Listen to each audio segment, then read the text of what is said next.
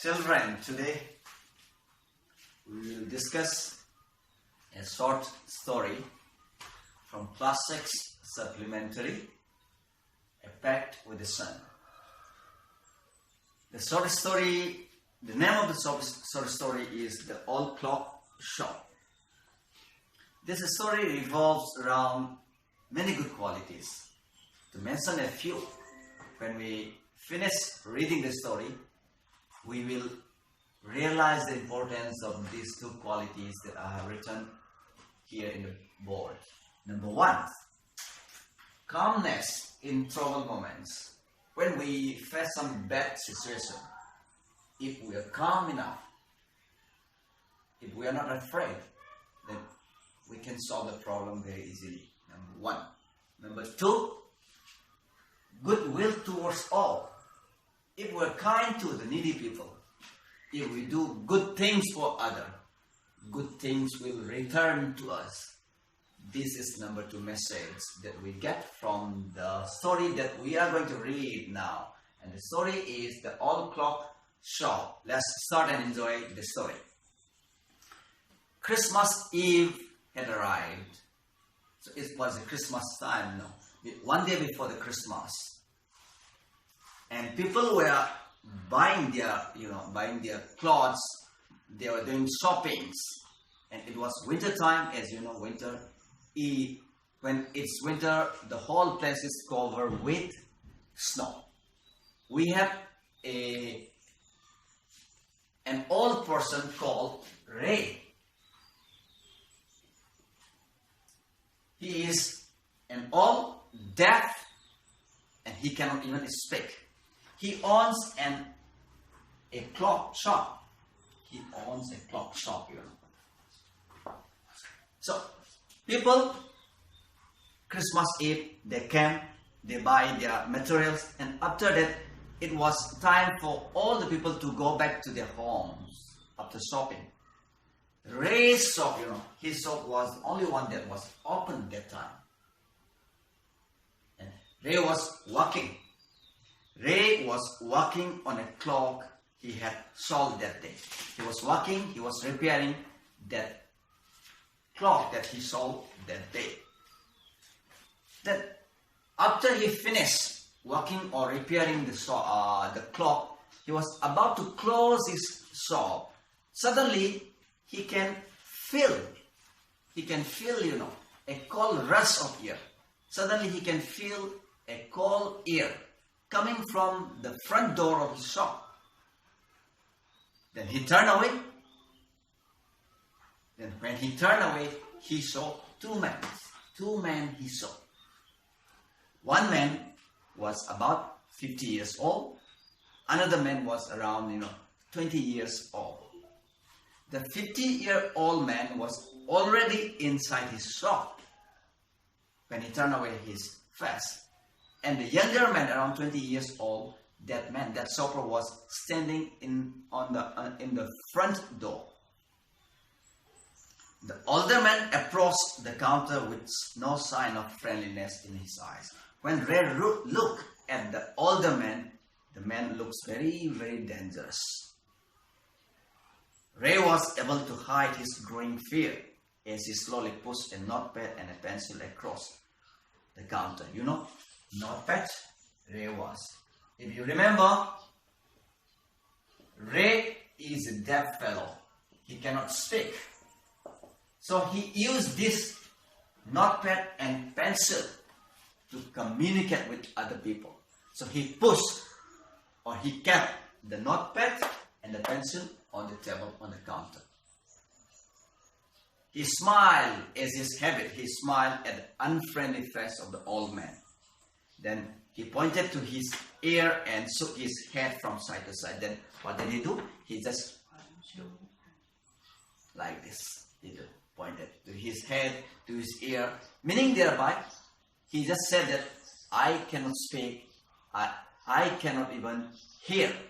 With his gesture, with his body language, he tried to tell the customer that he is deaf. He can speak also, shaking their heads, pointing to his ear like this. Then A quick look of surprise changed the man's face as he studied the notepad. Suddenly, the man, his face was surprised when he realized that Ray was deaf, he cannot speak. There was a surprise in the face of the man. Then, after that, the man turned and said something to his friend who was standing in the front door. He said something. Ray used the chance to look closely at the man, paying attention to the shape of a gun and a restless hand in the man's right coat pocket. So Ray was looking at the man when they were talking. Ray looked at the man very closely. When he looked, he saw some shape of gun in the right pocket, right pocket of the coat. He saw some shape of gun. See? Then anger boiled within him. When Ray saw the shape of the gun in the right pocket of the man, Ray was a little bit angry. Anger boiled means he got angry. Come on, what's happening? He got angry. But it was kept down by an inner voice. But Ray said to himself from inside his heart, come on, be still. Still here means not moving. He said, still here means be still means not moving. Ray said to himself. Said to himself means he just said to himself through his heart, keep quiet, be calm. I was talking about it, calmness. Be calm. Don't be afraid, be still. He wrote on the notepad. After that, Ray wrote on the notepad saying, may I help you? For the first time, the older man looked directly at Ray and smiled. Cruel and mocking smile. Now, for the first time, the man who looks very dangerous, he looked at Ray and he smiled at Ray. What kind of smile? Cruel and mocking smile, They both understood why he was there, why his friend remained at the door. They looked like men who were down on their luck. See? Men down on their luck means they know that man, Ray also knew, the man also knew that the man came to Ray's shop to rob his shop. Everybody knew it. Ray knew it, the man knew it. They looked like men who were down on their luck. Down on their luck means they were unfortunate men, unlucky men, And they were now ready to do something they would later be sorry about. It means that the man, they were trying to rob the shop. That is the meaning. Then the clock ticked on. Ray calmly wrote another message. Have you come to pick up a clock and watch? Ray wrote this message. Do you come here to buy a clock or a watch? Ray wrote another message to the notepad. Then he pointed to the loan board. Ray pointed to the loan. There is a loan board. Loan board here. Loan means to lend, to give away something. It's called loan. It will be returned back. It's called loan. So Ray pointed to the loan board. Just pointed here like this to the loan board. Filled with hanging clocks and pocket watch. He was not a pawnbroker. Here is one meaning. Pawnbroker. Pawnbroker. Remember the word? Pawnbroker means money lender. Ray was not a pawnbroker. He was not a money lender. But at the same time, he couldn't say no to the needy people who pledged their old watch or clocks before him for anything they could get. Meaning, Ray was not a money lender. He did not lend money. But when people come, needy people come, he cannot say no because he is very kind. He wanted to help needy people. So he cannot say no. So he give away money to the needy people. He loaned more than he should. He even give more money than the people need. They would be there when the owners wanted them back. This all shows that Ray was very kind. At the same price, he had paid with no interest. Even he did not take any interest for the money he lent to the needy people. This paragraph talks about the kindness of Ray. Then, the older man seemed to feel a little easier now. He was very evil looking at the beginning, but now he was a little bit easier.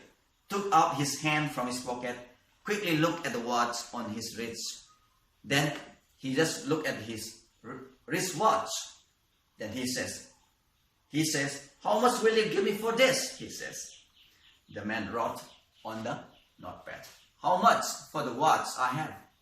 The man wrote on the notepad. See, the man now changed his mind.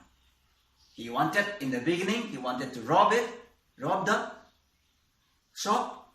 When he saw that Ray was dead, when he saw that Ray was very kind, the man changed his mind. Instead of robbing now, he wanted to go to the normal activities of borrowing money by giving his watch. See the change in the mind of the man. Ray noticed a little shame in the grey eyes looking at him. The watch was nothing special. Please remember, children, this sentence is very, very important. The watch was nothing special, yet had great powers.